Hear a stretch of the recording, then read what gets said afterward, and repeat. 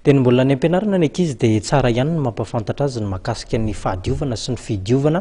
Ao anatin'izany ohatra ny fampiasana ny toeram-pivoahana, misy ny fenitra, ny rafitra tokony arahana ihany koa ao anatin'ny fampiasana azy ireny.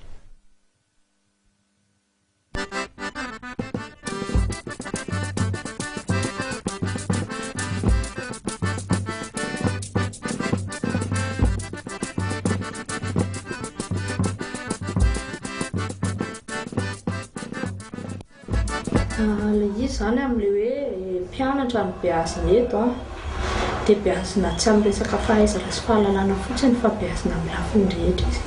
Dia zavatra tena ilain'ny ankizy zany anisany ao anatin'ny fahadiovana sy ny hygiène zareo zany dia tena tokony hoe izy kabile madio ampiasain'ny ankizy.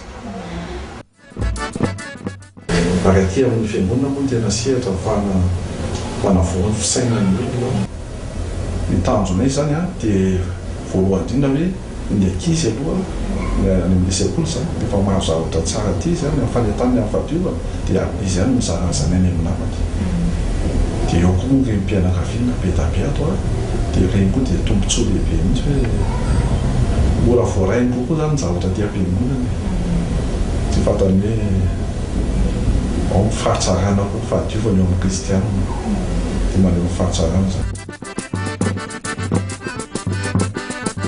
Dia ny zana mba isian'le saromana le izy ny antony indrindra dia ny hoe le lalitra mivezivezy makao angabone iny le mitondra loto makany an-tranon'olona iny zany voaro amin'ity satria tapina le lavaka tsisy lalitra afaka miditra intsony ao maivana ihany koa izy io zany hoe azo afindrafindra isaky manao vidansa izy zany aloha dia tena mafy be fa miandro fotoana kely kosa 20 andro dia tena mafy maniry masaka fa tsy hoe voavita dia atao satria mabeton azy tsy maintsy maniry makaterana le beton dia mitazona tsara fa rehefa vita ao aorianany 20 andro dia tena mafy be io raha mbola 250 kg mbola zakany tsisy ahina mihitsy amin'izay poids hoe miakatra eo amboniny fa tena beton armé mihitsy io zany fa mbody kelikely jerena fa tena mafy mihitsy izy io.